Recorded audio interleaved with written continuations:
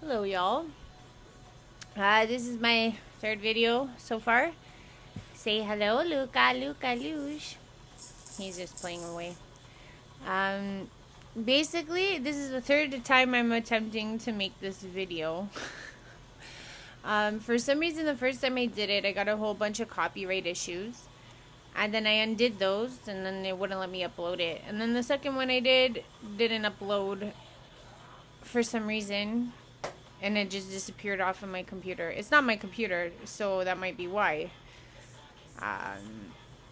But either way, I digress. So I just wanted to kind of talk about a couple things. I think I'm kind of reaching out. I don't have many subscribers, but 22 people is still better than no people. Definitely. So I've been kind of sitting with this since the last conversation. I'm calling these conversations because I kind of feel like I'm talking out to the world in a way. And I'm kind of stuck because I've been meditating every day. Especially breastfeeding helps a lot. You're doing a lot of that during the day. I've gotten out of the black zone, so I'm hopeful, but I gotta be more strict. I'm starting to tell myself like to be more strict. I gotta, really spend more time. Like even if I feel like I'm in a good place, really stay there. It's hard because it's like things distract you, but that's my goal. I need to get into nature sooner than later, so that's my next thing. It's finally getting nicer here in Canada. It was minus 20 yesterday, but it's getting better. So anyways, that's next. And I think what I was kind of stuck on from the last conversation when I was like, I realized that I had met an avatar and she had described that I was holding the mount. I started thinking about like that whole conversation I had about my higher being there, and maybe I'm just a 3D suit that brought the higher there to do the work. Hi, honey. And I started really thinking about things that I'm a little confused on. And I think this is why I'm asking out this time.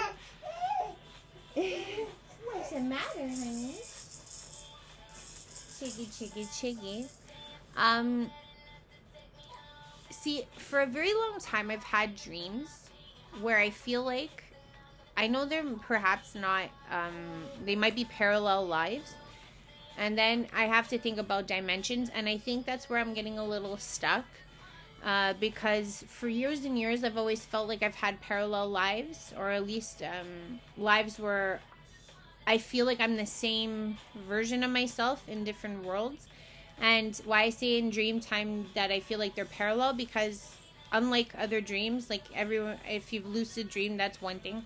These dreams are somewhat lucid in the sense, but I have the ability to look down at myself and like see hands and feet and stuff.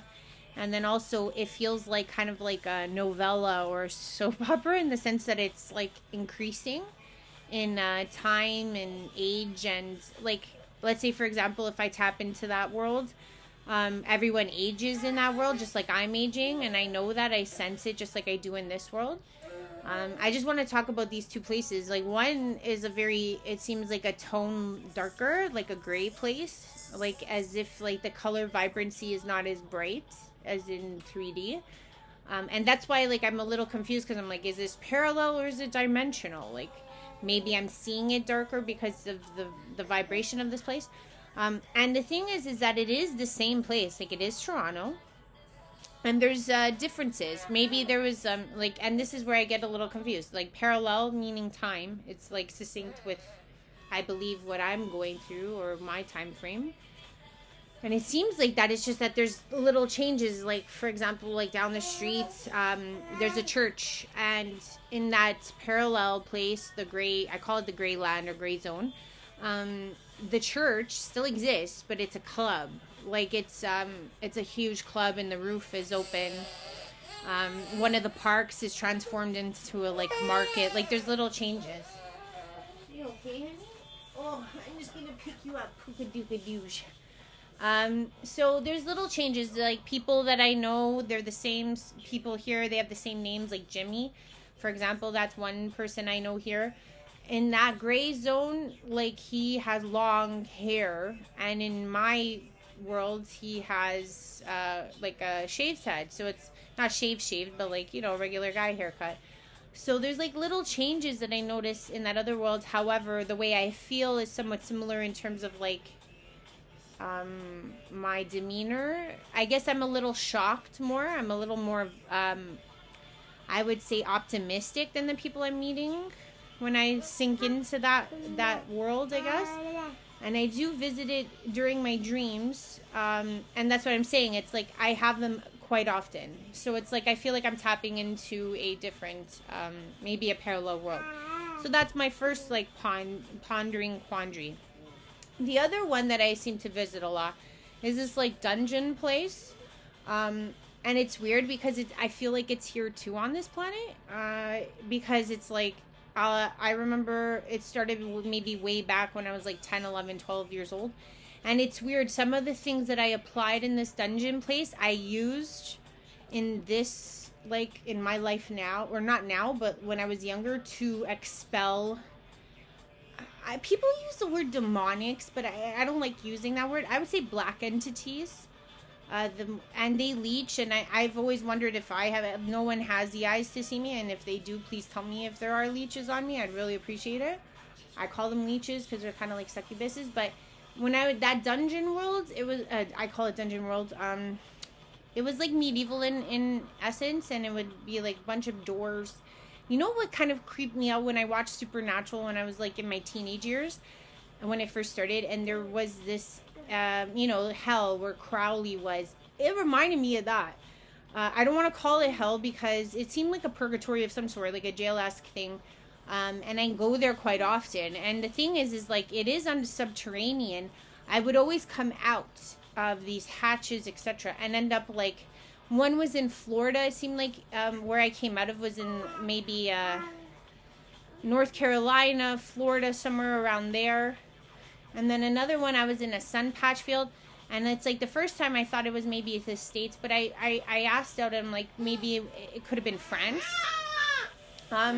So it's like I wonder if these like dungeonous places are a layer or a parallel life of some sort, or if it's a realm of some sort, a lower realm. I do seem to have like authority in that one for some reason. That doesn't say a lot about who I am, because if that's like a lower entity and I'm like a ringer, that's not good. But that's what I'm a little confused with, because then I think about like how I'm trying to reach my higher. I'm reading that book. I'm unlocking key codes. I'm not saying that the book is necessarily going to be the only tool I'm using, along with meditation and asking out. Like I'm continuously doing that. It's just that I feel like I'm a little confused, because when I think back to, because I said when it was happening to me, I didn't really think things through. And now that I'm older and I'm reflecting and I'm seeing it from a different perspective, I think about my friend that came through to me, that inspired me, that got me to see past the veil. He came into this dimension, or this realm,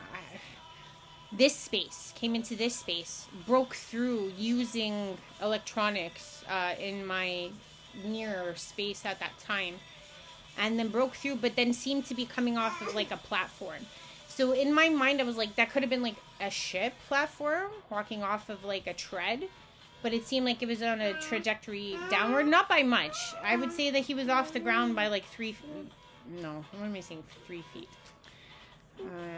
Half a foot. And so it gave the impression like he was floating, but really he was walking on like his land. So I think about that, and I'm like, is there some type of idea? So I start to think to myself, since it's in this space, does that mean that it goes outward? And I started thinking, like, long time ago when I said that I believe Jesus walked into someone I know and gave me the prophetic message that I am an onion. It seemed like he was opening up one of my chakras, and he said that I was blossoming, and I felt it. Like, I literally felt an onion or something blossoming in me. Now that I think about that, I started thinking, like, what if it's like an onion? Like, instead of me thinking it's higher that way, maybe it's like a circular idea of higher, which still works the same way. It's still higher, technically. Because I was thinking, like, if it's within this space, but it's like very minimal leverage, then that means that it's all entwined within the same space. And then quantum physically, I try to think about parallel lives based on choices. And I think of like a cataclysm of like tree roots along or throughout the onion, in a sense. I don't know. That's the kind of diagram I'm like drawing in my head of how this may work. And people might be like, why is this so important to you? Well, as my higher or anybody who's ever dealt with me knows, I kind of like mapouts because it helps me to visualize. And visualization is what brought me to where I was and where I am, and how I'm going to tap into present and figure out. I know that sounds messed up, but that's how I work. It's like I need to see the unveilment of the theory bursting out in my mind, in a sense. So I like to have these like conversations aloud and watch them so that I can kind of inspire my thinking. And then also, by talking to you lovely folks, if you guys have any idea what I'm talking about, and you have some insight, I definitely would love the input. Because obviously everybody has their own view of how they see the unfolding of the universe, or how they see the unfolding of their hologram world, or you know what I mean. And I mean, it's not like they spell it out for you. They're very prophetic, whoever you do interact with on the other side. So it's kind of hard. And the one or two times that I may have tapped into my hair, I loved her because she was like, and that's why I say her. I don't know if she's the highest. I didn't get a chance to ask. I never asked these things. Oh, she was direct and like, I loved her. She was so direct. More direct than anyone I'd ever interacted with. And I guess that's why we're the same person. Because I mean, I don't like fluff. I feel emotion just like anyone else. I feel pain. I feel sorrow. I cry a lot, you know. I feel emotions. But you know what I hate the most? Oh, sorry. I got to cut that word out. I dislike. I wish I could overcome fluff. Because I need to, you know, be a little more fluffy. Because I'm a quite prickly person. I love directness. I love, like, you know, go to A, go to B, go to C. You know, I read these books and they're so full of, like, things that don't make any sense to me sometimes. Like, you know, the 1,000 angels, feathers and wings. It's quite triumphant. It's quite, you know, like that line, you read it out and you're trying to envision, like, 1,000 angels and 1,000 feathers and if somebody just said to me, like, oh, meditate every day for 20 minutes, then do said B and then do said C, you know, life would be a lot easier. But that's not how it goes, right? You gotta decipher through those prophetic messages. You gotta decipher and symbolize and look for symbols and look for things that make your heart, like, you know, kind of twinge or twinkle. These types of little imprints are like the ways you tap in here and there. And I mean, I want to be on again, and I guess I just kind of had a question about all that, because it's like I want to approach this kind of like I'm trying to approach this like the opposite way I did last time, and because like I said, I always fell into it.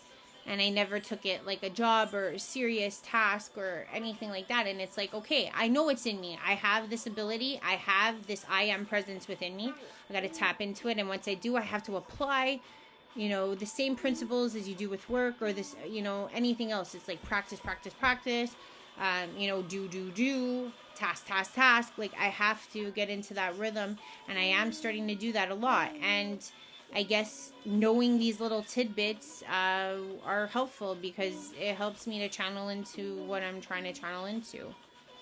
So, I guess that's the end of that. I'm going to try this for the third time. I don't know why the other two didn't take. But that's kind of where my train of thought is. Parallel universes versus dimensional beings or dimensional places. And understanding how they work and how they intertwine together, and timelines. Whenever I think about time, I keep thinking about trains. I feel like time, we are present, past, and future at all moments in our time. We just can't perceive it. I always think of like a train, like here's the caboose, here's the end. It's on a track, and it's all running at the same, the revolutions of the wheels are all going at the same. So obviously the front of the train is always in the present, but the thing is that the entire train is always evolutionarily in the present. It's always evolving within the present. Yet the present, the future, present, and the past are all on the same train, and they're all revolutioning at the same time. So it's like you are all versions of time. I once, like I said, that golden place, you kind of feel that, and I guess that's what inspired my thinking with time. So when I think about parallel times and parallel pathways, I wonder if those other, novella, soap opera places I've gone in my dream time are parallel. And if I can coexist at, aside from just dream time, and maybe like put in some type of emblem or some type of like anchor so that I can anchor myself in those places, maybe tap into them. Because you can learn a lot from parallel timelines, I imagine. Because if in essence you're the same, no matter what the outcome is or the surroundings are, it helps you have a visual idea of who you truly are. Because it's like you exist. You, as the I am presence, exist in all forms and exist, and it helps to see like, oh, like I don't have the same parents, I don't have the same this, I don't have the same that, but yet I am still this, I am still that, I am still, finish the end of that sentence type of thing. So I feel like parallels are helpful that way, to kind of unify your thinking of who you are across all fields in a sense. But then I get confused with the dimensional. I keep doing this, but really maybe it is this. Maybe it is the layers of the onion. So that's my quandary. If anyone has any tidbits they want to add in, I feel free, but that's where I'm at right now. And I think I've connected. She says she's from 5D, which is me. Sounds like me. I miss my guide though. I wonder if I'll ever get him back. He said he would never come back, so I gotta take him at his word. But I miss him. And I'm still working on the list of the people that I'm making amends to. So far I've got a couple down. I have to do a really tough one soon. I think within the next month. But yeah, every person that I'm making amends with, it feels good. It feels right. It feels like the right thing to do. And I feel like a piece of me like releases every time I do it. So like that onion that, I'm talking about, maybe I'm peeling those layers as well. And then I'll get to the core, and maybe I'll have my answer when that happens. It'll come back around that way. Thanks for listening, guys. Love and lights. Love you all. Bye.